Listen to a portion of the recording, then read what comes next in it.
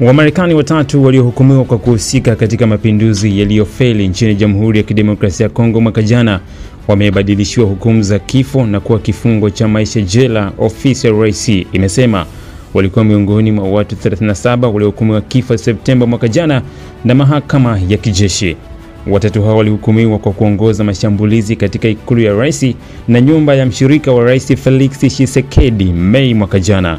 Kutenguliwa kwa hukumu hiyo kunakuja kabla ya ziara ya mshauri mkuu mpya wa Marekani kuhusu Afrika Ambassador Bolus nchini Jamhuri ya Kidemokrasia ya Kongo. Bolus, baba mkwe wa binti ya Rais Donald Trump Tiffany, anatarajiwa kuwasili Kinshasa siku ya Alhamisi katika safari ambayo pia itampeleka Rwanda, Kenya na Uganda.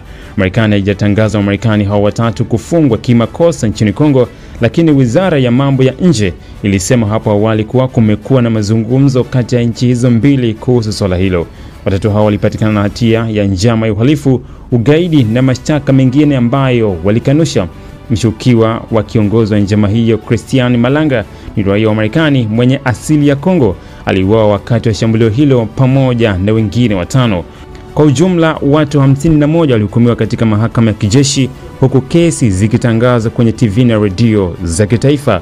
Watu 18 waliachiliwa, huku mahakama ikisema hawakuwa na uhusiano wowote na shambulio hilo. Hukumu za kifo hazijatekelezwa nchini Jamhuri ya Kidemokrasia ya Kongo kwa takriban miongo miwili, na wafungwa wanaopokea adhabu hiyo wanatumikia kifungo cha maisha jela badala yake. Siku ya Jumanne, Rais Felix Tshisekedi alitia saini amri ya kubatilisha hukumu za kifo za Marekani. Msemaji wake Tina Salama alisema katika taarifa yake kwenye television, Marcel Malanga Malu, Tyson Thompson na Zalman Paul Benjamin walipewa huruma ya binafsi na Rais, kulingana na Salama.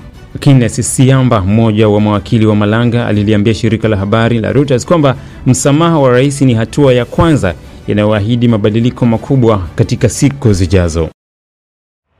Dataflow inakuletea internet ya uhakika, ni salama na huunganisha kwa haraka. Unganisha na watu zaidi ya 30 kwa wakati mmoja. Inakaa na chaji kwa muda mrefu zaidi ya masaa 11. Pata data mtelezo yenye kasi kwa gharama nafuu. Wasiliana nasi. Tembelea tovuti yetu www.dataflow.co.tz.